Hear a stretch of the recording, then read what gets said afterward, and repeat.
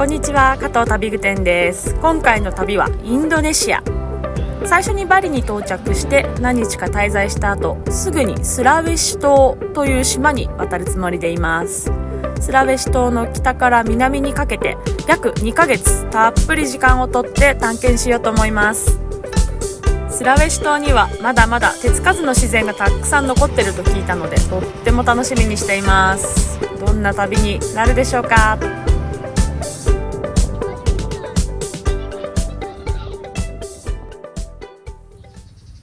経由地であるバリに到着です。突然ですが、ここで旅具店のパートナーを紹介します。ベルギー人のピーターさんです。隠すでもなく自慢するでもなく、普通に今回の動画に彼も登場しますので、先に皆さんに紹介をしておきます。長いこと一人旅を楽しんできた旅具店にとって、この展開はなかなか新鮮です。うまくやっていけるのかちょっと不安ですが、皆さん見守ってください。話を旅に戻します。バリでピーターと落ち合って4泊5日観光を楽しみました。ちょうどね、バリのヒンドゥー教のお盆の時期に当たってたみたいで、街がねとっても綺麗に飾り付けられて、それは楽しかったんだけど、今回の旅はスラウェシ島がメインなので、バリはちょっと割愛して早速本題に入ります。まずスラウェシ島がどういうところなのかサクッと紹介したいと思います。スラウェシ島はインドネシアのちょうど真ん中あたりにあって、この辺を赤道が通っています。アルファベットの K みたいな形をしたちょっと変わった島で、島の大きさは約18万平方キロメートル、北海道の 2.3 倍もあるんだって。人口は約1840万人で、多くの方がイスラム教徒です。それに次いでキリスト教徒、あとは少数派だけどヒンドゥー教徒、仏教徒なんかも暮らしています。公用語はインドネシア語ですが、スラウェシには多種多様な民族がいて、それぞれの地域や民族ごとに独自の言語を持っています。今回の旅は北部にある州都マナドからスタートし、2ヶ月たっぷり時間をかけてスラウェシ島を縦断します。それじゃあ行ってみよう。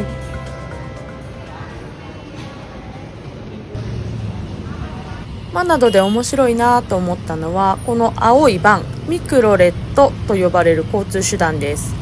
バスとタクシーの中間みたいな感じで、ルート内であればどこで乗ってもどこで降りても大丈夫です。一応フロントガラスに行き先が書いてあるんだけど、乗る前に直接運転手さんに聞くのが確実かな。I think yeah. Malalayan? Oh. 料金は1回乗るごとに6000ルピア。ドアはねついてません。Hi. Hello.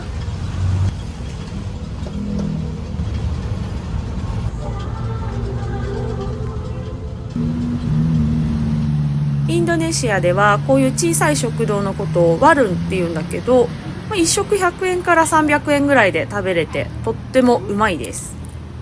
この日の旅具店のお目当てはブブールという名前のマナドの郷土料理です。おかゆらしいんだけどね、実は旅具店この時お腹ピーピーで全然食べられずにいて、もうおかゆぐらいしか食べられるものないなってなって、ベースはかぼちゃだと思う。お米の他にコーンなんかも入っていて、優しい塩味、美味しかった。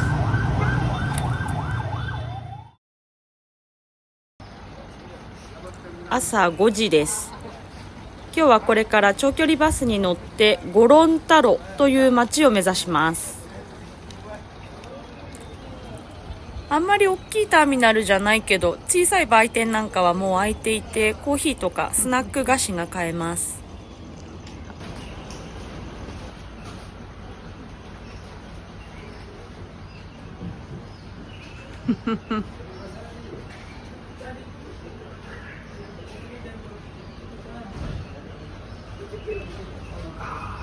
How is your coffee? Very sweet, very sugary, but good. そうだね。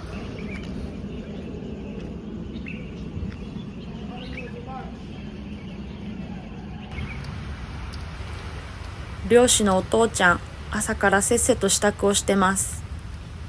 これから氷を買いに行って、その氷を積んだら出発するんだって。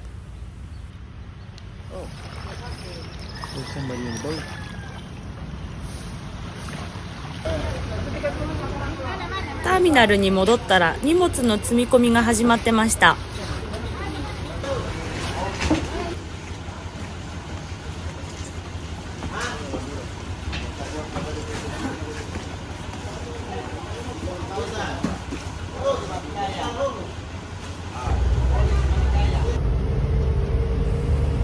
マナドからゴロンタロまで約10時間。料金は確か日本円で1300円ぐらいだったはず。そしてこのバス、エアコンなしです。日中の気温はだいたい33、4度ぐらい。湿度は 90% ぐらいあります。旅具店たちの他にもう一組スペイン人のカップルが乗ってたんだけど、我々チーム外人は一番後ろの席にね、みんな追いやられちゃって荷物と荷物の間でも身動き取れない。座席もリクライニングできない。でね、悪いことにこのエアコンなしのバスで一番後ろのシートだけね、窓が開かなかったんです。で、まだある。もうこれは完全に予想外だったんだけど、超難敵だったのがこれ。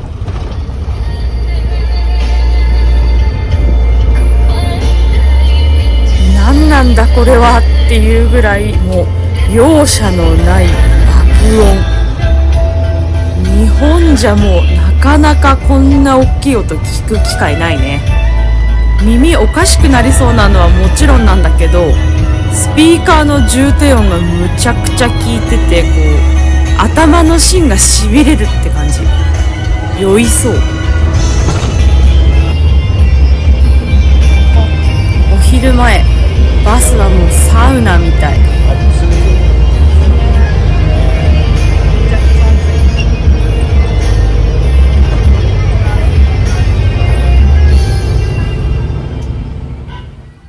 5時間ぐらい走ったところで急にバスがね、路肩に停車。どうやらね、パンクしちゃったみたい。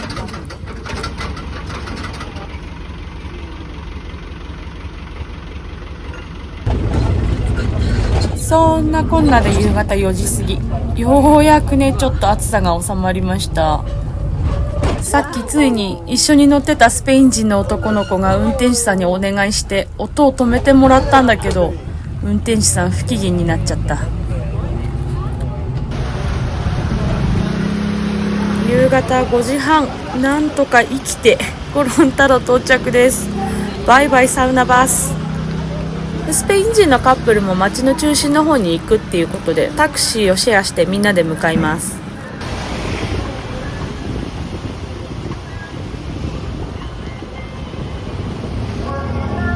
とりあえずホテルにバックパックだけ下ろして夜ご飯を探しに街に出ます。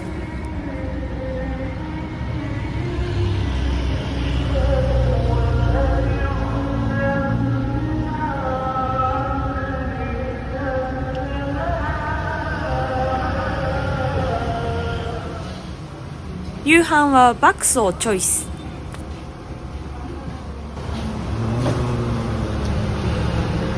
ピントが合わない。美味しい？なんか新しい色だね。なんかカメラのピントが合わない。ピンク。あ、そうだね。梨ピンク。梨ピンクだね。なんでだろう。美味しそうだな。いただきます。うまいです。うまい。うまい。ご飯うまい。晩ご飯うまい。翌日、旅具店は一人で街をブラブラ。ピーターはなんかちょっとパソコンで仕事するって言ってホテルに残ってます。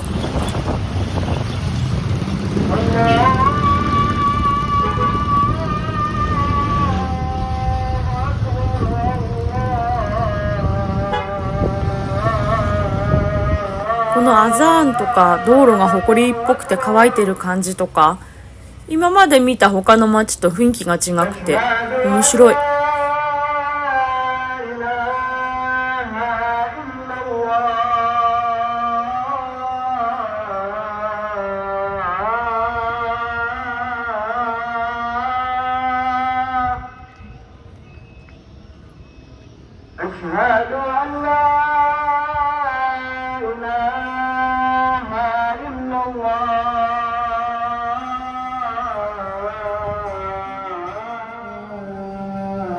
続々と人がモスクに集まってきます。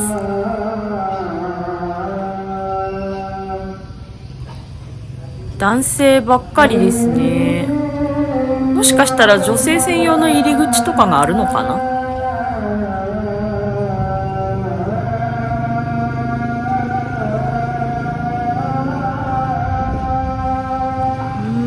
あそこでみんな顔とか足とか洗って体を清めてるね。なんとなく入った生地屋さんに旅具店好みの生地があったから2メートルぐらい買いました。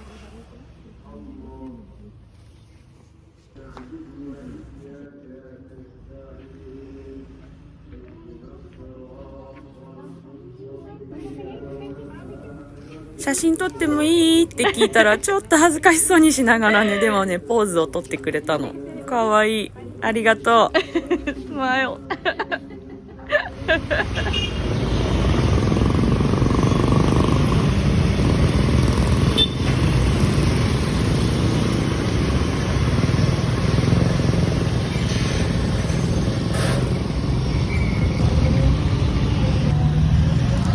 日が落ちて涼しくなってから一緒に散歩に出ました。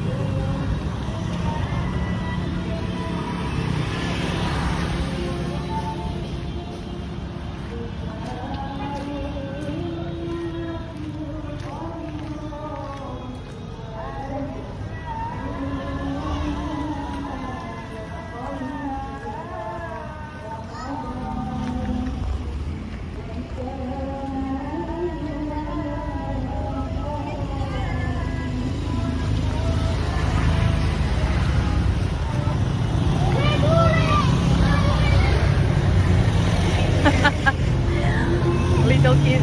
Hello. Hello.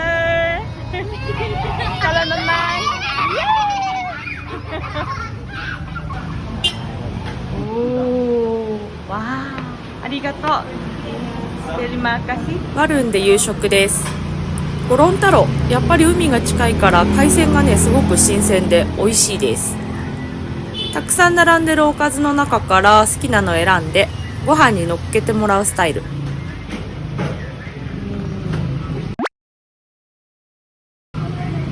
Udang. Udang ada dua versi. Ah. Ini sama yang ini. Oh.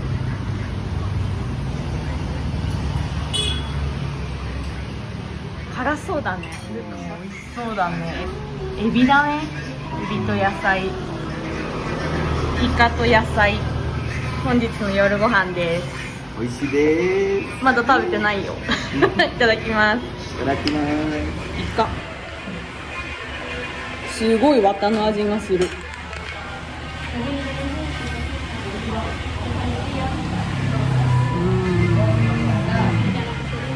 うまい。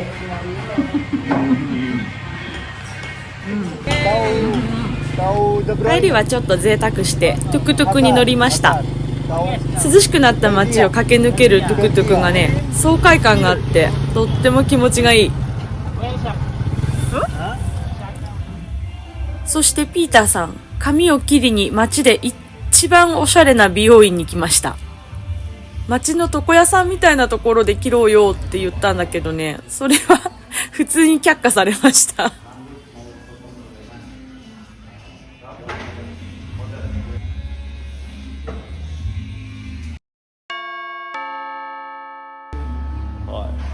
めちゃくちゃご満悦です。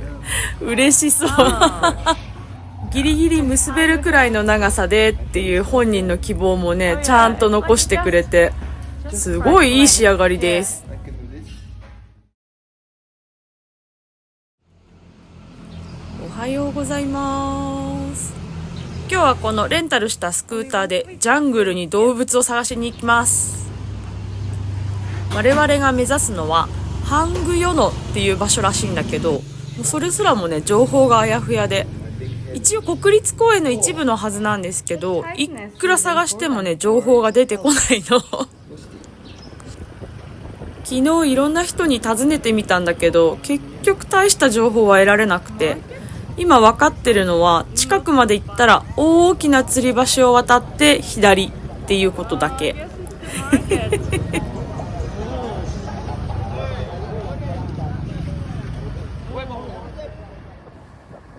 一応ナビは入れてるんだけど、こういうところではねナビ通りには行かないっていうのが定説なので、ある程度頭に入れた情報と聞き込みでどうにかします。 Yelling something to me, and I think that was what he was yelling.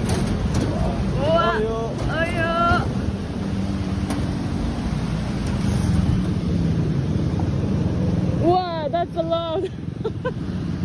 Hello. Hey. Hello, Morning. Pagi. Where are you going? Jalan. How do you scenery in Gorontalo? Good. Pagi. Pagi. Ohayo. Nice motorbike. Yeah. It's alright. 散々迷子になったけどようやく到着しました。でもちょっとこれ見てこれ国立公園の入り口、これなのよ。これ普通の民家の裏だよこれはねわからないよ。あとね、思い返してみりゃそうっちゃそうなんだけど、この途中で出会ったお兄さんたちみんなオフロードバイクに乗ってるのよここを走りすぎてからも道が悪すぎて、その時の動画が全然残ってないのは、もう後ろでしがみつくのと倒れないようにバランス取るので精一杯で、動画回してる余裕なんかこれっぽっちもなかったの無事に着いてよかった。でここでしっかり国立公園への入場料も支払って、いよいよジャングルに出発。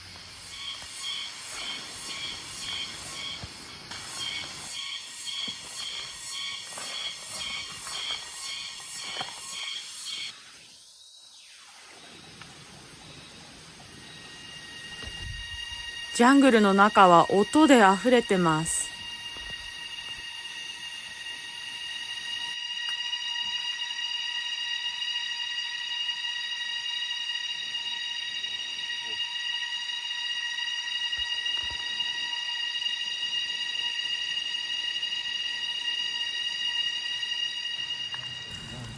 あと気づいたのは、こういう果物とか木の実とかがね、もうそこら中に落ちてるの。これはなんだか梨みたいな甘い匂いがしました。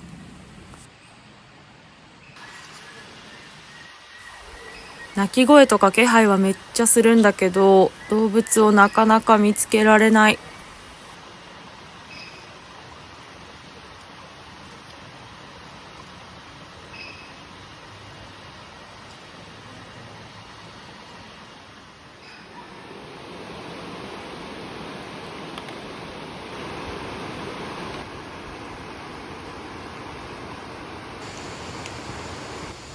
川の方に降りてみたら、地面にいっぱい穴が開いてて結構深いの。後からちゃんと調べて分かったんだけど、これはマレオっていうスラウェシ島とその周りの島にだけ生息している鳥の卵を産んだ後なんだって。マレオは今絶滅の危機に瀕していて、レッドリストに登録されているとっても珍しい鳥です。メスは1メートル以上の深さになる穴を掘って、そこに卵を産みます。面白いのは温めて返すんじゃなくてそのまま埋めちゃって地熱を使って卵を孵化させるんだそうです。近くに小屋があって作業している方がいました。言葉の壁があったので正しく理解できたかどうかはわからないんだけど、どうやら彼はここのレンジャーさんで毎朝マレオの卵を見に行って新しい卵があったら掘って持ってきてここにね埋め直して保護活動をしてるみたい。会話の中に何回か温泉っていうワードが出てきたんだけど、その時はねもう何のこっちゃか分かんなかったんだけど、帰って調べてみてマレオが地熱を使って卵を返すっていう記事を見て、なるほどと。多分彼はね温泉が近くで湧いてて地面があったかいからここでマレオが繁殖してるんだみたいなことを言いたかったんだと思う。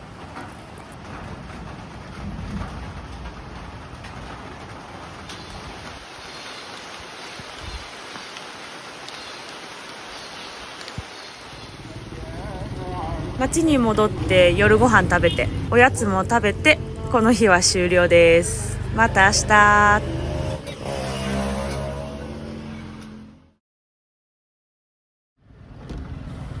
旅具店ゴロン太郎に来たらね行ってみたいところがあったんです。カラオっていうゴロン太郎の伝統的な刺繍を今でもね作り続けてる工房があると聞いて向かってます。こちらがその工房ルマカラオさんです。1階のショップにはもう本当に素晴らしい刺繍が施された布、服、カバンたくさん置かれてます。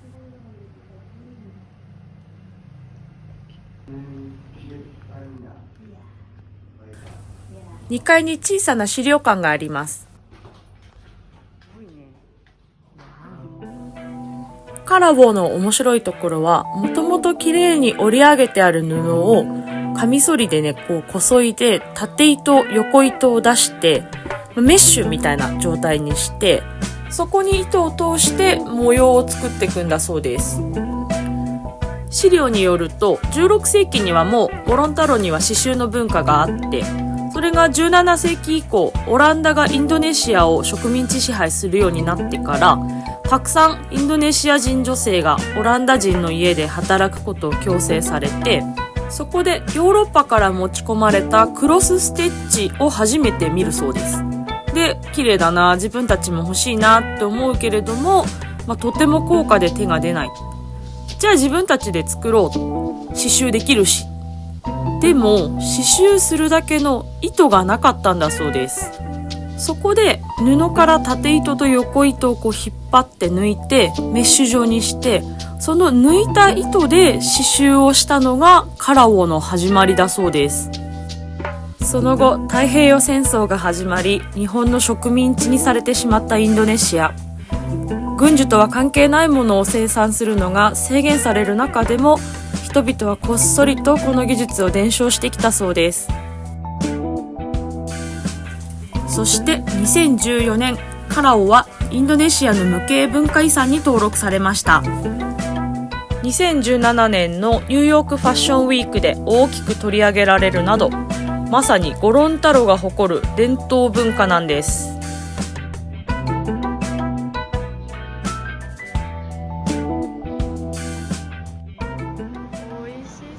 知的好奇心を満たした後はお腹も満たすゴロン太郎での最後の食事です。nasi kuning,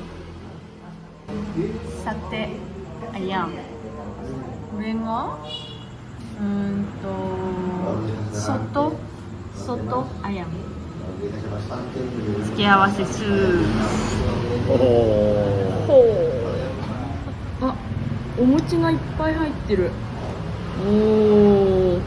これ一番うまい。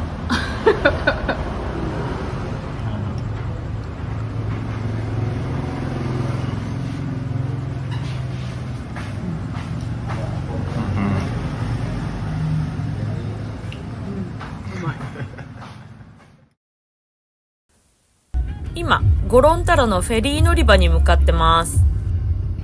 ここからフェリーに乗ってトギアン諸島のワカイという港まで行きます。ワカイから小舟をチャーターして最終目的地のマレンゲ島まで渡ります。Yeah, the driver said go inside. なんかね、外国人はみんな2階に行ってくださいって言われて、なんでかなと思ってたら、上でパスポートとかを1回見せて、ちゃんとね、乗船者名簿を作ってました。思ったよりちゃんとしている。簡単な乗船手続きを済ませて、いよいよ乗船です。思ったより大きいフェリーだね。Let's go, Togian. トギアンむっちゃいいよっていう話をたくさん聞いていたので、旅グテンもピーターも結構興奮してます。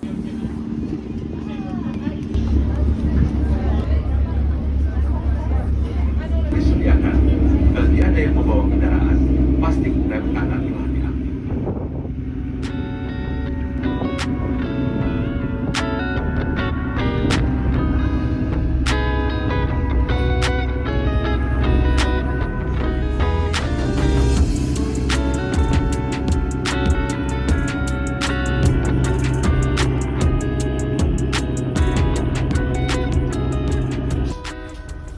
こちら船室です。キャビン、ビジネス、エコノミーって3クラスあるんだけど、これは真ん中のビジネスです。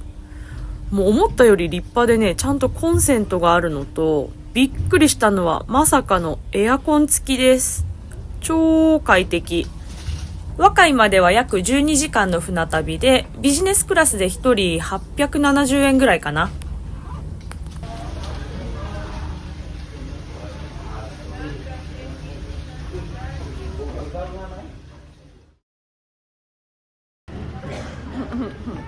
Hello, Togian.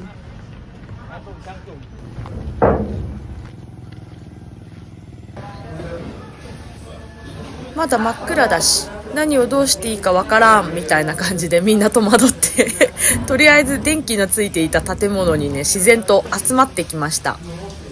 トギアン諸島は国立公園なので入場料がかかります。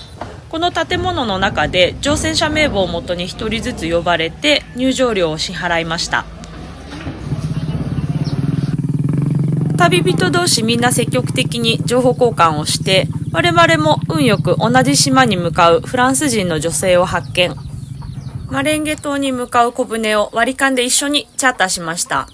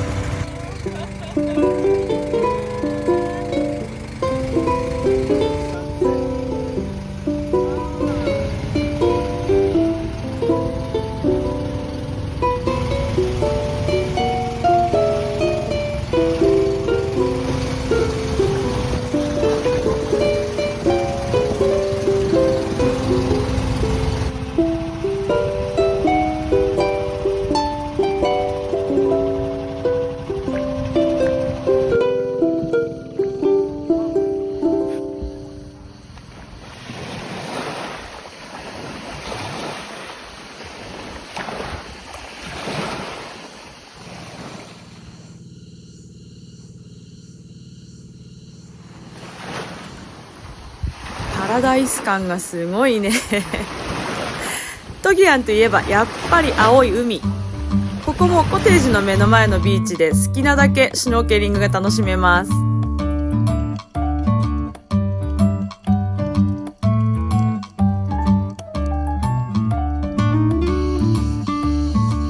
旅具店たちが滞在しているここのコテージ、エアコンもなければファンもないし、電気も夕方からほんの数時間しか使えません。携帯も圏外。でもね、ここにはね、何もしないっていう贅沢があるんです。This one has the bubbles.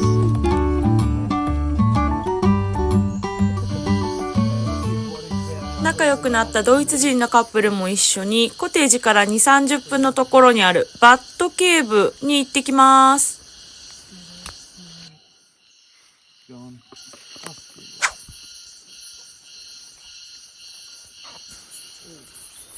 わあ、臭い。鼻にツーンってくる、すっごい匂いする。いやー、臭い。足元これ泥かと思ったけど、コウモリの糞だね。すごい積もってる。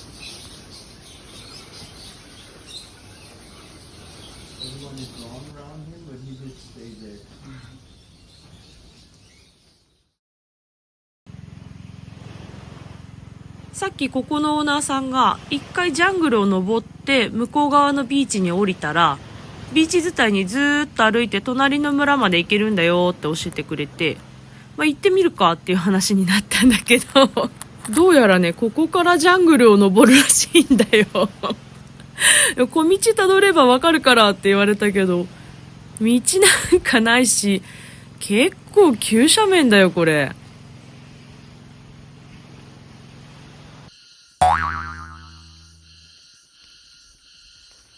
小道っていうワード以外に手がかりがなさすぎてなんかもう獣道だろうがなんだろうが小道に見えてきて、どんどんジャングルの深みへ小道ってどれよ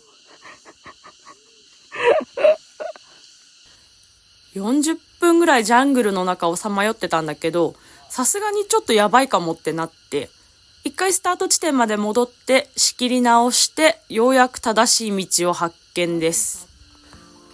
オーナーが言ってた通り、小道が他のビーチまで続いていて、多分ね、このビーチをずっとたどれば隣の村まで行けるはずなんだけど、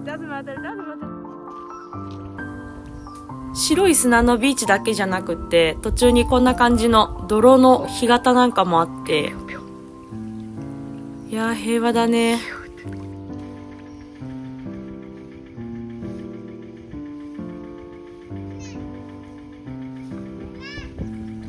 20分ぐらい歩いて、なんとなく人の気配がするようになってきた。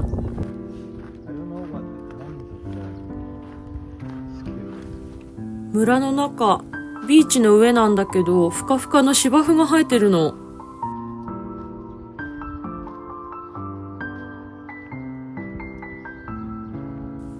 こういうちょっとモダンなお宅もあれば、あんな感じでヤシの木の葉っぱで吹いた屋根に植物を折って作った壁の、昔ながらなのかな、お家もあるね。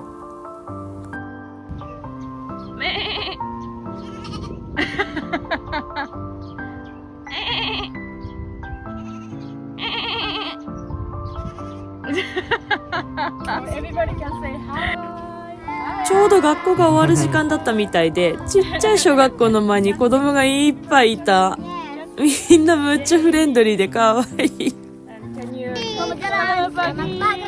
Ada lagu-lagu. Selamat pagi Ceko. Selamat pagi Ceko. Selamat pagi Ceko. Selamat pagi Ceko. Wah. Sebelah mengono.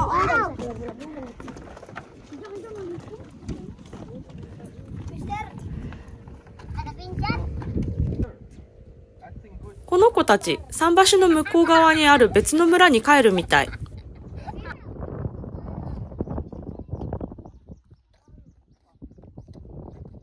そう、it said 直射日光や強い周期を避け、涼しくて清潔な場所に保管してください。イエーイ旅具店が日本人って分かったらね、急に自分たちのカバンからペットボトルを取り出して、これは日本語かって聞いてきたから読んであげました。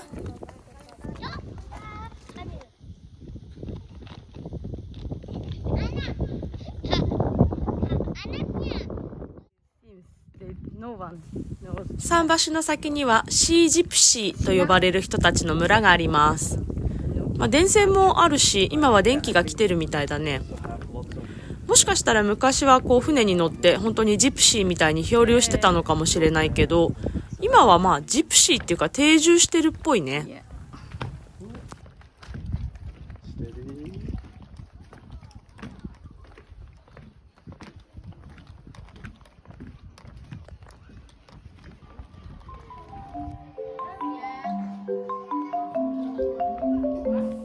このシージプシーの村、地図で見るとこんなところにあります。レンゲ島の一部っていうよりかは、マレンゲ島のすぐ近くにある別の島っていう感じ。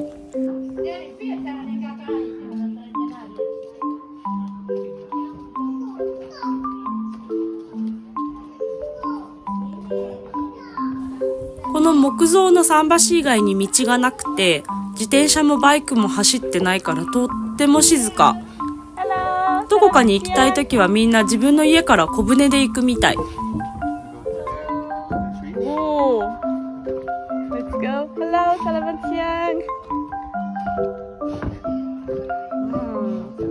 Siang.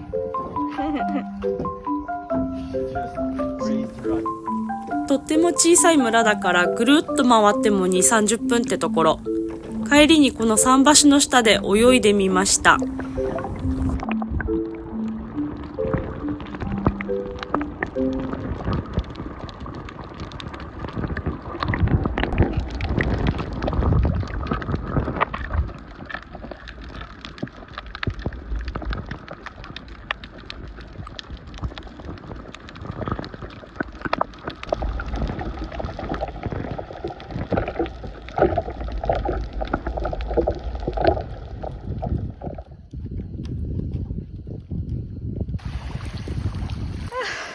帰りも同じビーチ、同じジャングルを通って帰ります。でも潮が満ちてきちゃってビーチはすっごいちっちゃくなっちゃった。そしてこれです。ビーチに流れ着いた大量のゴミ。これは今インドネシアが抱える問題の一つです。経済がどんどん発展していっている反面、こうしたゴミの回収などのインフラや、それから環境問題などの教育が遅れているのも現状です。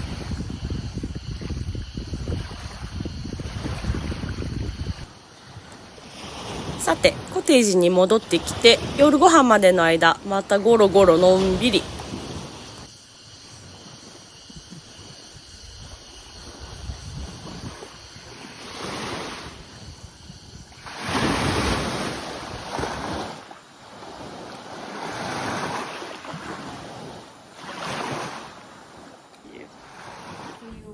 ここでの滞在には朝昼晩と3食ついてきます。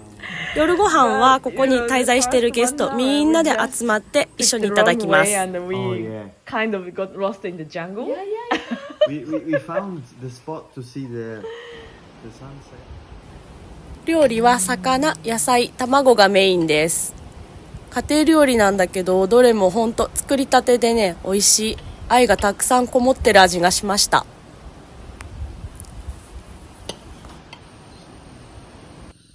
旅具店たちが泊まっていたコテージ、マレンゲインダというところなんだけど、1棟2人で約4000円ぐらいかな。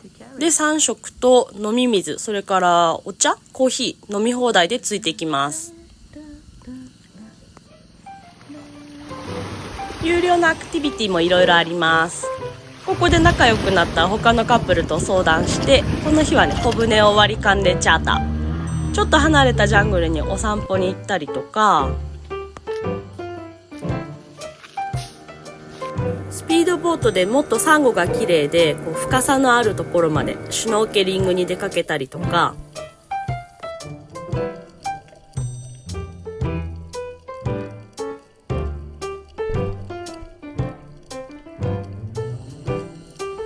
なんだかんだで6泊7日たっぷり楽しみました。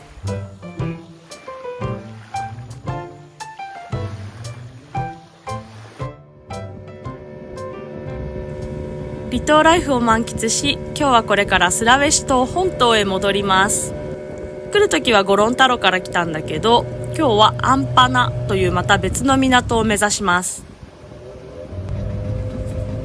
コテージから小舟で15分ぐらいのところにある別の村の桟橋に来てます。ここでね、アンパナ行きの、スピードボートが来るのをちょっと待ちます。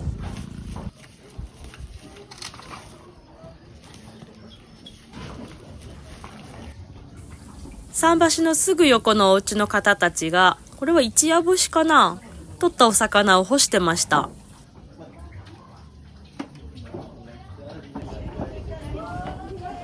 あれっぽいね。思ったより立派なボートだね。船着き場に船が着くとみんなねバタバタ忙しくなります。人が乗ってるだけじゃなくってスラウェシ本島からのね物資も運んでくるので、それを下ろして、これ空の飲料水のボトルなんだけど、こういうのを積み直したりとか荷の入れ替えが行われます。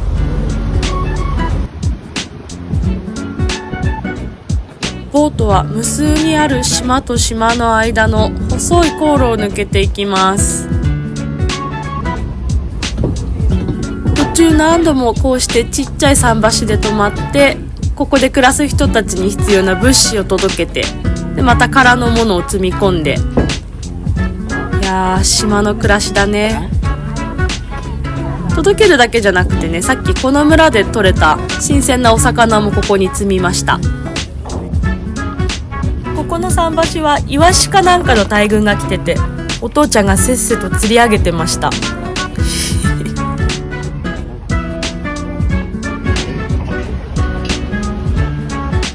船内はとってもシンプル。ちっちゃいトイレと、あとファンがあるだけ。もちろんエアコンはなし。ベンチはね、これでもかっていうぐらいカッチカチ硬い。桟橋に泊まるたびにその村の女性たちがね、食べ物や飲み物を売りに入ってきます。旅具店も角々をランチに買いました。やっぱり船で買うと食べ物はちょっと高めかな。でも美味しいです。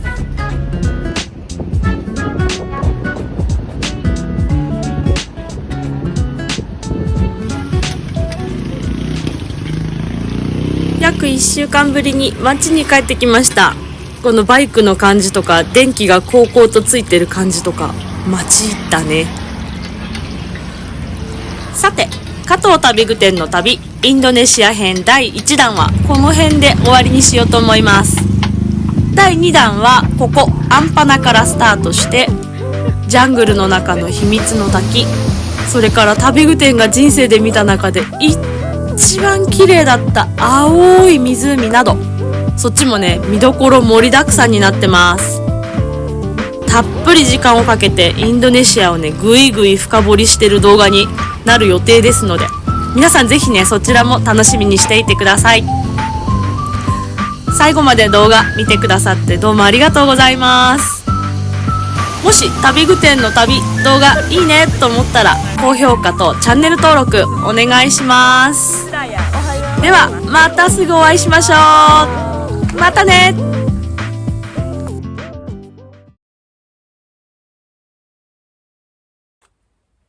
こんにちは、加藤旅具店です。おまけ動画までご覧くださってありがとうございます。この間無事に日本に帰国して、今友達のうちの古民家の縁側で動画を撮ってます。今回のおまけ動画なんですが、いつもとちょっと違います。今回初めて動画を見てくださってる皆さんにお土産を買ってみました。動画の中でも紹介しているゴロン太郎の伝統手芸カラオのねクッションカバーです。このワインレッドの生地に金色のね糸が生えてとっても綺麗です。これをですね今回1名様だけごめん1名様だけなんですけどプレゼントしたいと思います。で応募方法なんですけど、何でもいいのでまずこの動画に何かしらコメントお願いします。その後、動画に高評価もしてでチャンネル登録もお願いします。その上でこちらのメールアドレスまで件名どうしようかな、お土産欲しいという件名でメールを送ってください。お年玉ということで2025年の1月1日に当選者を発表したいと思います。当選された方には応募の際にいただいたメールに旅具店の方から返信して当選をお伝えしようと思います。当選された方はその後メールでこれね送らなきゃいけないので、住所とか連絡先とかちょっと個人情報を教えていただくことになると思います。それでもいいよという方、ぜひご応募ください。当選外れてしまった方には特にこちらから連絡するということはありませんので、1月1日過ぎても何も連絡がなかったらごめんなさい。外れでございます。次回に期待してください。今、超特急で次回動画の編集も進めてるところです。結構いい内容になるはずですので、濃いめの内容になってます。次回動画もぜひご覧ください。いつも応援ありがとうございます。皆さん良いお年を。またねー。